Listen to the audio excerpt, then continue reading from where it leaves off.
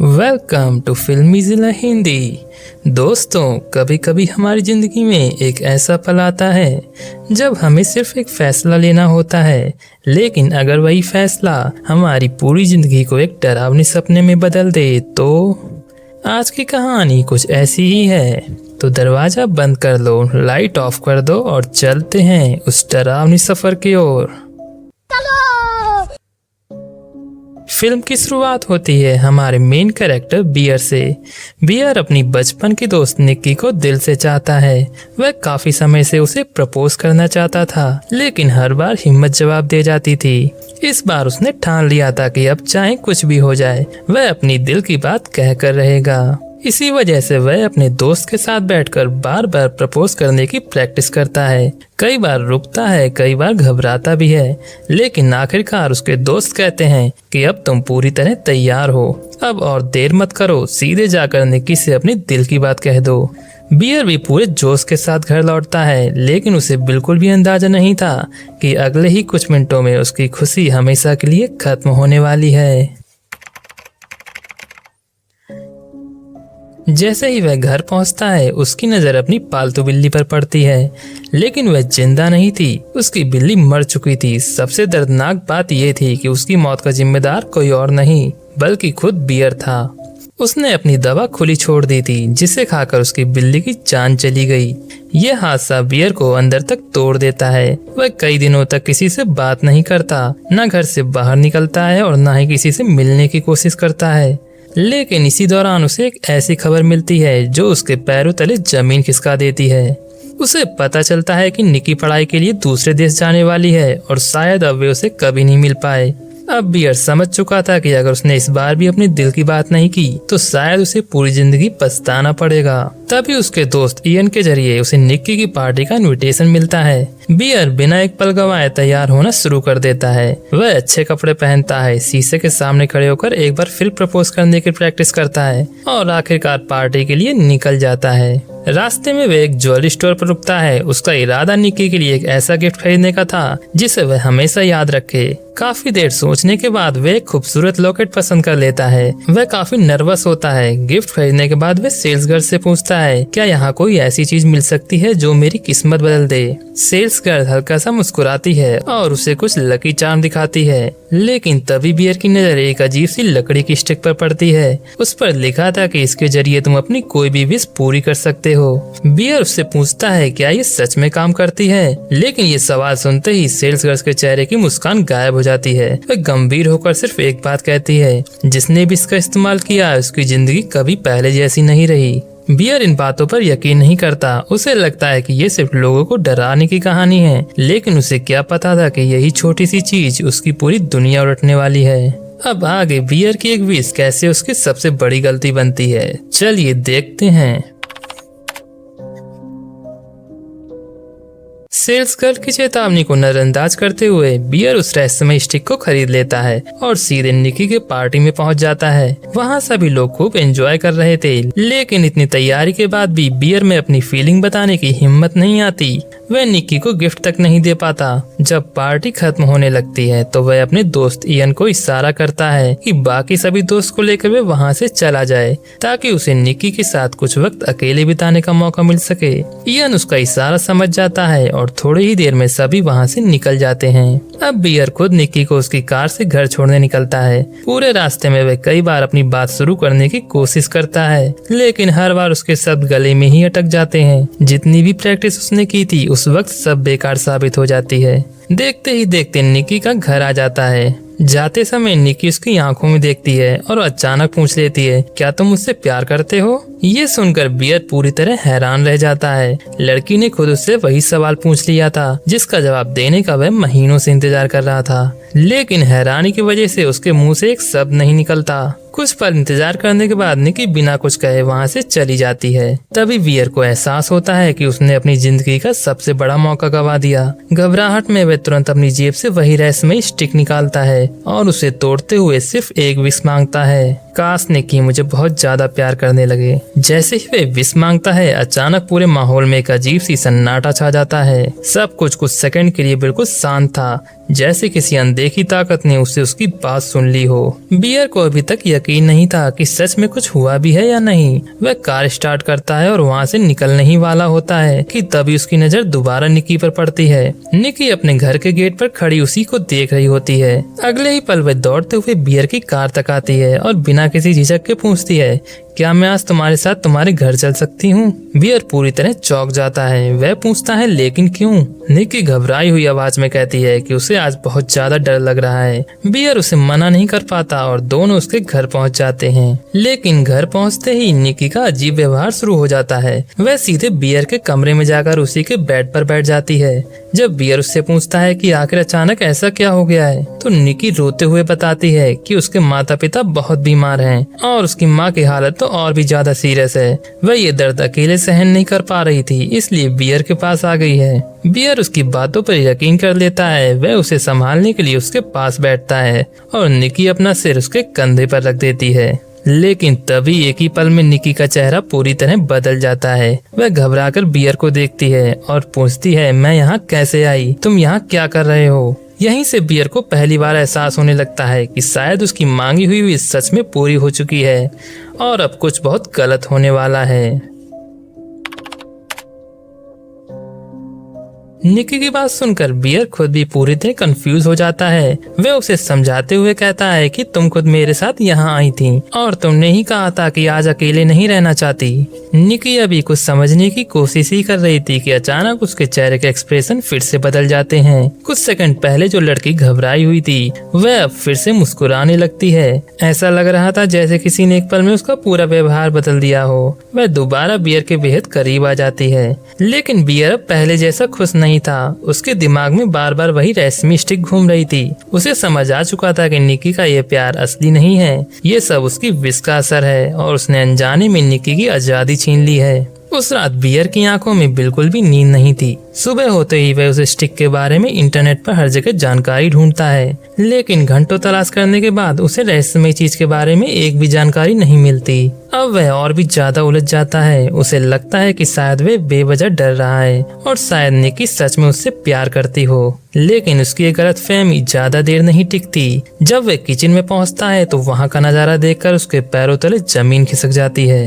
वह देखता है कि उसकी मरी हुई बिल्ली के पास एक अजीब सा निशान बना हुआ है। उसके आसपास कुछ ऐसा किया गया था जिसे देखकर साफ लग रहा था कि वहाँ कोई डरावना रिचुअल किया गया था। बिल्ली की बॉडी के साथ भी किसी ने बेहद अजीब हरकत की थी। ये सब देखकर बियर के शरीर में ठंड की लहर दौड़ जाती है। लेकिन तभी निकी पीछे से बड़े प्यार से उसे बुलाती है। बियर चाहकर भी उसे कुछ कह नहीं पाता और दोनों साथ में काम पर निकल जाते हैं। ऑफिस पहुंचने पर बियर खुशी खुशी अपने दोस्त इयन को बताता है कि निकी पूरी रात उसके साथ रही थी। लेकिन बातों बातों में वह इयन से एक सवाल पूछता है, यार तुमने मुझे पहले क्यों नहीं बताया कि निकी के मम्मी पापा बहुत ज्यादा बीमार हैं? ये सुनते ही इयन हैरान रह जाता है। वह कहता है, क्या? उसके मम्मी पापा बिल्कुल ठीक हैं, उन्हें कुछ नहीं हुआ। अब बियर की हैरानी और भी बढ़ जाती है। इयन आगे बताता है, और एक बात, मुझे तो इस बात पर यकीन नहीं हो रहा कि निकी तुम्हारे घर रुक गई, क्योंकि वह हमेशा तुमसे सिर्फ एक अच्छे दोस्त बल्कि भाई की तरह देखती थी। मैं तुम्हारा दिल नहीं तोड़ना चाहता था, इसलिए कभी तुम्हें ये बात नहीं बताई। अब उसे पूरी तरह यकीन हो जाता है कि ये सब उस रहस्यमयी विष का असर है।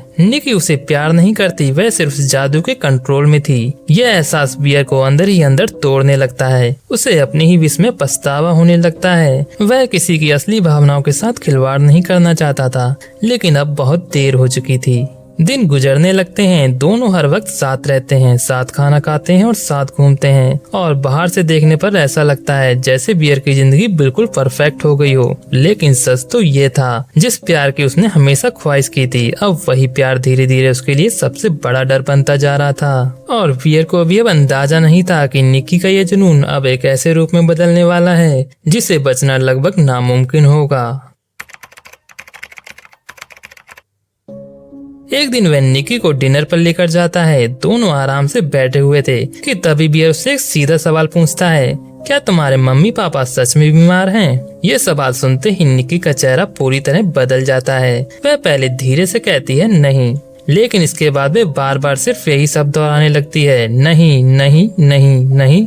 नहीं, हर बार उसका चेहरा बदल जाता है। कभी वह हैरान दिखाई देती है, कभी डरी हुई और अगले ही पल रोने लगती। देखते ही देखते उसकी हालत इतनी अजीब हो जाती है कि वह अपनी कुर्सी से उठकर खड़ी हो जाती है और लगातार एक ही बात दोहराती रहती है। अब बियर सचमुच डर चुका था। वह किसी तरह निक्की को शांत करता है, जल्दी से डिनर खत्म करता है और उसे लेकर वापस घर आ जाता है। लेकिन घर आने के बाद भी निक्की की हरकत सामान्य नहीं होती। अब निक्की हर समय बियर के बिल्कुल पास रहने लगी थी। वह उसे एक पल के लिए भी अकेला नहीं छोड़ रही थी। यहाँ तक कि जब बियर वॉशरूम जाता था तब भी वह उसके पीछे पीछे आ जाती थी।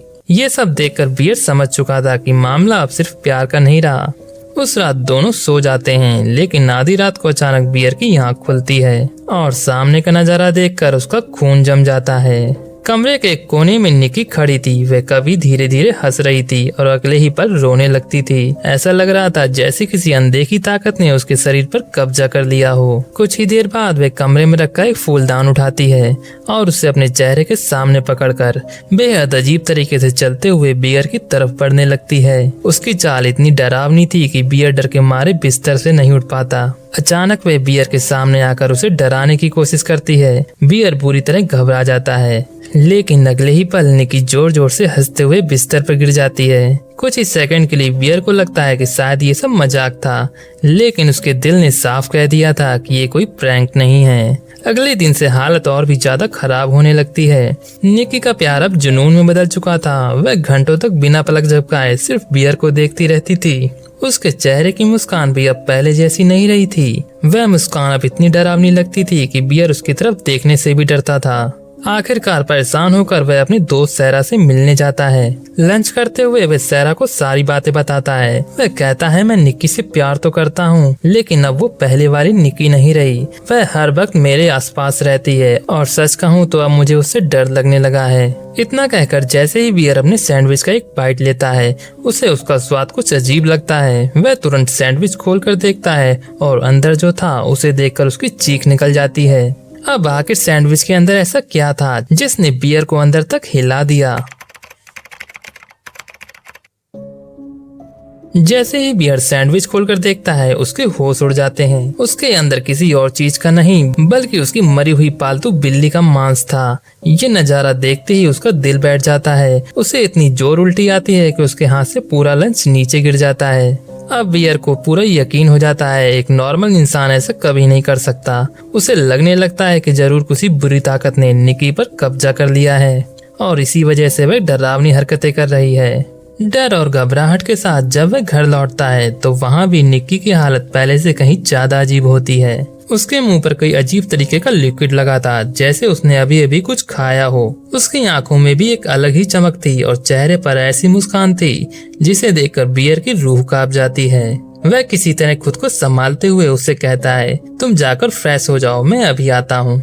असल में बियर अब उसके साथ एक पल भी अकेले नहीं रहना चाहता था। कुछ दिन इसी तरह गुजर जाते हैं। फिर एक दिन बियर अपने घर एक पार्टी रखता है ताकि अपने दोस्तों के साथ कुछ अच्छा समय बिता सके। सभी लोग बियर और निक्की को साथ देखकर खुश होते हैं, क्योंकि हर कोई जानता था कि बियर हमेशा से निक्की से प्यार करता था। लेकिन एक बात सबको अजीब लग रही थी, जिस लड़की ने कभी बियर को उस नजर से नहीं देखा, वही आज उसके लिए पागलों जैसी दीवानगी दिखा रही है। सभी लोग आपस में बातें ही कर रहे थे कि तभी निक्की सबको घूरने लगती है। कुछ सेकंड बाद वह अचानक खड़ी होती है और बहुत ठंडी आवाज में कहती है, तुम सब मरने वाले हो। ये सुनते ही पूरे कमरे में सन्नाटा छा जाता है। सबको लगता है कि शायद वे मजाक कर रही है, लेकिन निक्की आगे कहती है, मुझे वो लोग बिल्कुल पसंद नहीं जो बियर के करीब आते हैं। अब सभी लोग डरने लगे थे, लेकिन इससे पहले कोई कुछ समझ पाता, निक्की टेबल पर रखी कांच की बोतल उठाती है और जोर से तोड़ देती है और अगले ही पल उसी टूटे हुए कांच को अपने चेहरे पर मार लेती है। ये खौफनाक नजारा देखकर सभी दोस्त बुरी तरह घबरा जाते हैं। बियर तुरंत सबसे माफी मांगता है और कहता है कि निक्की की तबीयत ठीक नहीं है, इसलिए सभी लोग घर चले जाएं। सभी के जाने के बाद बियर गुस्से से निक्की को पूछता है, आखिर तुम्हें क्या हो गया है, तुम ऐसा क्यों कर रही हो? निक्की शांत आवाज में सिर्फ इतना कहती है, मैंने कुछ नहीं किया, और फिर हमेशा की तरह उसके करीब आने लगती है। लेकिन इस बार बियर पीछे हट जाता है। वह साफ कह देता है, बस अब बहुत हो गया, मैं तुमसे तंग आ चुका हूँ। मैं तुम्हें तुम्हारे घर छोड़ने जा रहा हूँ और तुम मेरे साथ नहीं रहोगी। इतना सुनते ही निक्की का चेहरा एकदम बदल जाता है। वह बिना कुछ बोले किचन की तरफ जाती है और एक बड़ा सा चाकू उठाती है और धीरे धीरे बियर की तरफ बढ़ने लगती है। ये देखकर बियर की तो सांसें तेज हो जाती हैं। उसे पहली बार एहसास होता है कि अगर उसने अभी कोई गलती की तो शायद वह जिंदा नहीं बचेगा। अपनी जान बचाने के लिए वह तुरंत अपना फैसला बदल लेता है और कहता है मैं कहीं नहीं जा रहा और तुम भी कहीं नहीं जाओगी, हम दोनों हमेशा साथ रहेंगे। इतना सुनते ही निकी के चेहरे का गुस्सा पल भर में गायब हो जाता है और अगले ही पल फिर पहले की तरह प्यार में बियर के पास आती है। वह उसे कमरे में ले जाती है और पूरी रात उसका हाथ पकड़कर उसके साथ सोती है। लेकिन बियर की आंखों से नींद कोसों दूर थी। आधी रात को जब वह देखता है कि निकी गहरी नींद में है तो वह बहुत धीरे धीरे उसका हाथ हटाता है और बिना आवाज किए घर से बाहर निकल जाता है। बाहर पहले से ही उसकी दोस्त सैरा उसका इंतजार कर रही थी। दोनों कार में बैठते हैं और बियर उसे शुरू से लेकर अब तक की सारी बातें बताने लगता है। वह बताना चाहता है कि ये सब एक रहस्यमय स्टिक की वजह से हुआ है, लेकिन इससे पहले कि वह पूरी बात बता पाता घर के अंदर निकी की आंख खुल जाती है। बियर को अपने पास न देखकर वह घबरा जाती है। वह तुरंत बाहर निकलती है और जैसे ही उसकी नजर बियर और सैरा पर पड़ती है उसका चेहरा गुस्से से भर जाता है। अगले ही पल वह दौड़कर कार तक पहुंचती है और बिना एक पल गवाए कार का शीशा तोड़ देती है। बियर कुछ समझ पाता उससे पहले ही निकी सैरा का सिर बार बार स्टीयरिंग पर मारने लगती है। सब कुछ इतनी तेजी से होता है कि किसी को संभलने का मौका भी नहीं मिलता। कुछ ही सेकंड में सैरा की मौत हो जाती है। बियर बिल्कुल शांत बैठा था, उसके हाथ पर जैसे सुन्न हो चुके हों। वह अपनी दोस्त को बचा भी नहीं पाया। सैरा को मारने के बाद निकी आराम से बियर के पास आती है और उसे गले लगा लेती है जैसे कुछ हुआ ही ना हो। अब बियर पूरी तरह टूट चुका था। उसे समझ आ गया था कि अगर उसने जल्दी कोई रास्ता नहीं निकाला तो अगला नंबर शायद उसका ही है। अगले ही दिन वह उसी ज्वेलरी की दुकान पर पहुंचता है जहां से उसने वह रहस्यमय स्टिक खरीदी थी। वह सेल्स गर्ल को पूरी कहानी बताता है और उसे इस मुसीबत से बाहर निकलने का कोई रास्ता पूछता है। सेल्स गर्ल उसकी पूरी बात सुनने के बाद कहती है एक बार मांगी गई विश को कभी वापस नहीं लिया जाता। ये सुनते ही बियर की आखिरी उम्मीद भी टूटने लगती है। लेकिन काफी सोचने के बाद दुकान वाले एक तरीका बताते हैं। अगर कोई दूसरा इंसान नई स्टिक से विश मांगे कि बियर की जिंदगी पहले जैसे हो जाए तो शायद सब कुछ ठीक हो सकता है। बियर को यही एक उम्मीद दिखाई देती है। वह तुरंत एक और स्टिक खरीदता है और सीधे अपने दोस्त इयन के पास पहुंचता है। लेकिन उसे बिल्कुल भी अंदाजा नहीं था कि अब उसके साथ सबसे बड़ा धोखा होने वाला है। बियर पूरी उम्मीद के साथ इयन के पास पहुंचता है और उसे शुरू से लेकर आखिरी तक सारी सच्चाई बता देता है। वह उसे समझाता है कि ये रहस्यमय स्टिक सच में काम करती है और अब उसकी जिंदगी को पहले जैसा बनाने में सिर्फ एक ही तरीका बचा सकता है। बियर स्टिक इयन के हाथ में देते हुए कहता है कि वह सिर्फ एक विश मांगे, काश बियर की जिंदगी पहली जैसी हो जाए। इयन भी उसकी बात मान जाता है और स्टिक अपने हाथ में ले लेता है। लेकिन जैसे ही वह विश मांगने वाला होता है उसके मन में लालच आ जाता है। बियर के बारे में सोचने की बजाय वह अपने लिए बहुत सारी दौलत मांग लेता है। जैसे ही स्टिक टूटती है अचानक ऊपर से पैसों की बारिश होने लगती है। ये देखकर इयन खुशी से झूम उठता है, लेकिन बियर पूरी तरह टूट चुका था। जिस दोस्त से उसे आखिरी उम्मीद थी उसे ने अपने लालच के लिए उसका साथ छोड़ दिया। अब बियर के पास कोई रास्ता नहीं बचा था। टूटा हुआ बियर वापस घर लौटता है। घर पहुंचकर वह निकी को फिर उसी डरावनी हालत में देखता है। अब उसे सेल्स गर्ल की एक और बात याद आती है। उसने कहा था अगर विश मांगने वाले इंसान मर जाए तो उसी के साथ उसकी विश भी खत्म हो जाती है। यही बात बियर के दिमाग में घूमने लगती है। कुछ देर तक वह चुपचाप निकी को देखता रहता है, जिस लड़की ने उसे सच्चा प्यार किया था। आज वही लड़की उसकी सबसे बड़ी मजबूरी बन चुकी थी। आखिरकार वह एक ऐसा फैसला लेता है जिसकी किसी ने कल्पना भी नहीं की थी। वह एक गन उठाता है और उसे अपने मुंह में रख लेता है और ट्रिगर दबा देता है। अगले ही पल बियर की मौत हो जाती है। जैसे ही उसकी जान जाती है वैसे ही उसकी मांगी हुई विश का असर भी खत्म हो जाता है। निकी अचानक होश में आ जाती है। उसे समझ ही नहीं आता कि पिछले कई दिनों में उसके साथ क्या हुआ।